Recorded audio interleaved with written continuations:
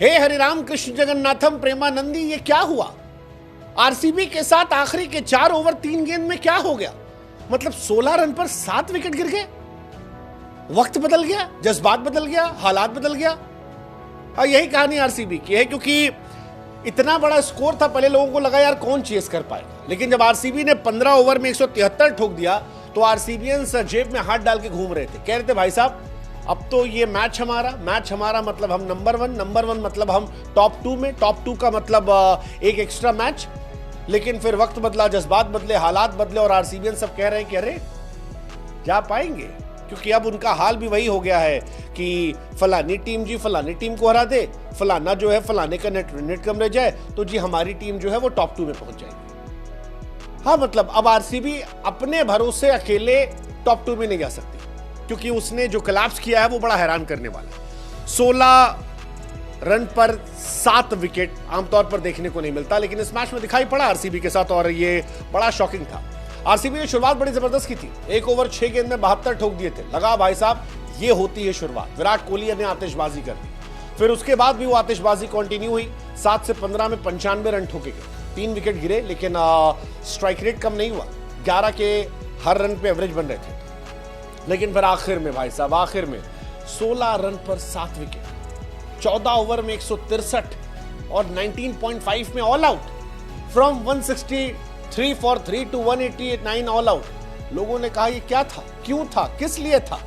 और all out ही नहीं हुए, 2 खिलाड़ी चोटिल हो गए। रजत पाटीदार जो है वो बेचारे बहुत दिन से आउट ऑफ फॉर्म होके बैठे हैं, भूल गए खेलना, और टिम डेविड जो जबरदस्त खेल रहे थे, गेंदबाजों के साथ खिलवाड़ कर रहे थे, वो फिलहाल चोटिल होकर फंसे। शायद अगला मैच ना खेले, और अगर ऐसा होता है तो फिर ये परेशान कर देगा, ये उनको दुखी कर देगा, क्योंकि टिम डेविड एक इंपॉर्टेंट एसेट है। अगर गलती से हेजलवुड नहीं आते, जिसको आने की बात चल रही है, तो फिर आरसीबी की मुसीबतें बढ़ेंगी। हालांकि मैच बढ़िया था, मैच ने दिल जीता। एसआरएच हारी हुई टीम थी, लेकिन उसने बताया कि हम टीम खराब नहीं थे, सीजन खराब था। 20 ओवर में 231 ठोके और बताया कि आतिशबाजी की कैसे जाती है। लखनऊ में बड़े अदब से रन बनाए। ईशान किशन ने आज बताया कि वो ईशान फ्लॉप किशन नहीं है, ईशान शानदार किशन है। 231, और जैसे ही आईपीएल में आप 200 के पार जाते हैं, कितनों बड़ी टीम हो, कितने बड़े खिलाड़ी हो, कितनी भी अच्छी शुरुआत हुई हो, अगर एक बार विकेट गिरता है तो फिर मैच पलट जाता है। और आरसीबी के साथ यही हुआ। ये जो मैच हारी वो कोलैप्स की वजह से हारी, और अब उनकी निगाहें अगले मैच पर है कि क्या पंजाब भी दिल्ली से हारेगी, क्योंकि गुजरात हार गई लखनऊ से, आज आरसीबी हार गई एसआरएच से। अब क्या पंजाब हारेगी दिल्ली से? पंजाब हारेगी तो जीटी और आरसीबी दोनों खुश होंगे। हालांकि आज जीटी काम बन गया, लेकिन क्या पंजाब हारेगी? इस सवाल का जवाब जो है आप बताओ, यहां नहीं प्रोबो ऐप पर। बुद्धि का इस्तेमाल करो, इसका जवाब दो। मैच बढ़िया है, दिल्ली भी इतनी खराब टीम नहीं, बढ़िया टीम है, अपने दिन पर वो कूट सकती किसी को भी। और जवाब देकर बताओ कि क्या दिल्ली जो है वो हरा देगी? हराएगी तो आरसीबी टॉप 2 में पहुंच जाएगी, नहीं हराई तो मामला गड़बड़ा जाएगा आरसीबी का। पंजाब दिल्ली जीती तो फिर बाहर है, फिर आरसीबी की बहुत मुश्किल है, बहुत मुश्किल है कि आरसीबी की कहानी बन पाए। तो इस सवाल का जवाब दो प्रोबो ऐप पर, जहां बुद्धि का इस्तेमाल करने से इनाम मिलता है। और अगर आप आरसीबी के फैन हो तो आपको इनाम मिल जाएगा। इस मैच में तो हैदराबाद को इनाम मिला, हैदराबाद ने 42 रनों से हरा दिया। हालांकि हैदराबाद न जाने मुझे क्यों लग रहा है कि आरसीबी की सबसे पक्की वाली दुश्मन, मतलब ऐसी दुश्मनी जो आमतौर पर देखने को नहीं मिलती है। 2010 के फाइनल में उस वक्त डेक्कन चार्जर्स से उन्होंने हराया, आरसीबी का सपना तोड़ा, बेचारे ट्रॉफी हुई थी उनकी, वो जो आज कहते हैं ना 18 साल से ट्रॉफी नहीं है, वहां हरा दिया। फिर आरसीबी 2016 में फाइनल पहुंची, अपने पीक पर आरसीबी थी, तब भी डेक्कन चार्जर्स के बाद जो सनराइजर्स हैदराबाद बनी उसने हरा दिया। 2020 में एलिमिनेटर में एसआरएच ने हरा दिया, 2021 में टॉप 2 में जाने में हरा दिया, और इस बार जब सबसे खराब फॉर्म में चल रहे थे एसआरएच वाले तब भी हरा दिया। यह आरसीबी की पहली हार है घर के बाहर, अब तक वो घर के बाहर हारे नहीं थे। और आखिरी के 4 ओवर में 6 बल्लेबाजों का आउट हो जाना, पाटीदार का आउट होना, जितेश का आउट होना, Romario Shepherd, Krunal Pandya, Tim David, सारे पिच हिटर जो थे वो आखिरी के ओवरों में आउट हो गए, और ये बड़ा परेशान करने वाला है। एसआरएच कुछ अलग लेवल की दुश्मनी है, बचपन में कुछ छीन उन लिया होगा टॉफी वॉफी इनकी, जिसका आज भी वो गुस्सा लिए बैठे। पॉइंट्स टेबल 13 मैच में 18 गुजरात, 13 मैच में 17 आरसीबी, 12 मैच में 17 पॉइंट पंजाब अपना मैच जीतेगी, उसके चांसेस हैं कि वो आसानी से क्वालिफाई कर जाए टॉप 2 के लिए।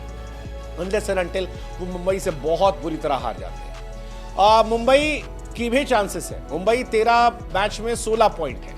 अब अगर पंजाब अपना एक मैच और हार जाती है और उसके बाद आरसीबी और जीटी हार जाते हैं, कोई भी एक दो हार जाते हैं, या चलिए मान लीजिए एक मैच पंजाब हार जाती कल का दिल्ली से, और उसके बाद आरसीबी और जीटी में कोई एक टीम अपना मैच हारती है, तो मुंबई भी टॉप 2 में पहुंच जाएगी पंजाब को हराकर, बशर्ते पंजाब को वो हराते। सो टॉप 2 की रेस जो है वो काफी इंटेंस हो रही है, इंटरेस्टिंग हो रही है, मजा आ रहा है।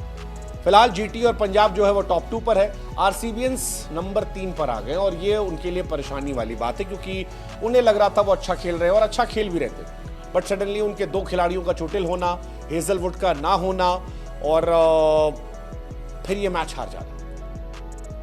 मतलब बिना हेजलवुड के ये टीम काफी कमजोर लगी। 231 रन पिटवा दिए भाई साहब, बहुत ज्यादा रन होते हैं, 231 बहुत ज्यादा होते हैं। और अगर कहीं गलती से जॉस हेजलवुड ना रहे, हालांकि कहा जा रहा है, हरभजन सिंह ने कमेंट्री में बताया कि हेजलवुड लौट रहे हैं, बट नहीं लौटे तो फिर दुखद हो जाएगा, क्योंकि आरसीबी का अगर आप रिकॉर्ड देखोगे तो घर के बाहर 7 मैच में 6 मैच वो जीते थे, 1 मैच केवल हारे हैं जो आज का हारे।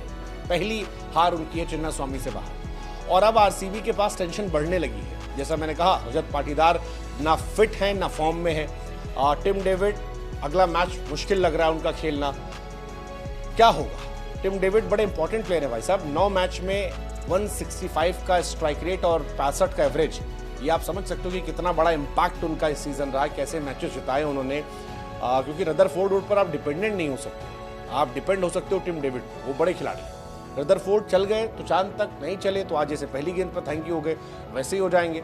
हालांकि आज ईशान किशन चले, 48 गेंद पे 94 रन, 7 चौका 4 छक्का, शतक नहीं लगा, लेकिन पारी अच्छी खेली। ईशान किशन का भी हिसाब किताब सिंपल हो गया, चलेंगे तो चांद तक, नहीं तो शाम तक। पहला मैच चले थे 48 शतक मारा था, इस मैच में चले हैं और अब थोड़ा थोड़ा फॉर्म में आने लगे। सीएसके वाले में 44 बना दिए थे, फिर 35 एक मैच में बनाए थे, लेकिन बीच में पूरा सीजन खराब था, बहुत गंदा सीजन था, और इसी वजह से ये टीम जो है इतना फंसी रही है।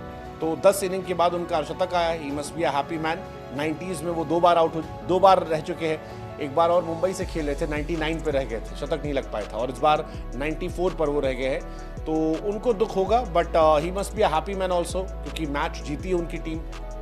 सिलेक्शन होने वाला है इंडियन टेस्ट टीम का, अगर इनका सिलेक्शन होता है, so he must be a very happy man. Virat Kohli साहब आज 25 गेंद पे 43 रन बनाकर आउट हो गए। अच्छी शुरुआत थी, तेज खेले थे शुरू में। जब आज फिल सॉल्ट प्रेशर ले रहे थे, उस वक्त विराट ने जबरदस्त पारी खेली, और विराट का पावर प्ले का ये अच्छा स्कोर था, 42 रन उनके पावर प्ले का हाईएस्ट स्कोर है उनके करियर का, इससे ज़्यादा रन नहीं बनाए, तो आई थिंक उनका इम्पैक्ट है। लेकिन नीचे की बैटिंग थोड़ी डिस्टर्ब हो रही है, क्योंकि रजत पाटीदार ने शुरुआत पीक पर किया था, लेकिन शुरुआत के बाद वो गिरने लगे, और वो अगर गिरे तो मामला फंस जाए।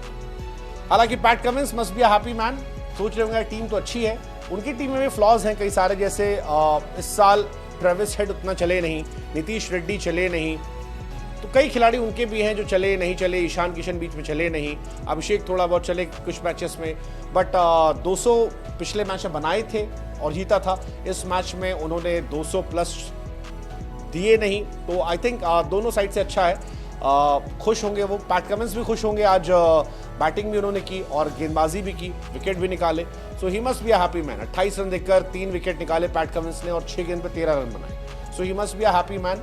फिल सॉल्ट वाज गुड, 32 गेंद 62 रन, लेकिन उन्हें ही फंसाया गया।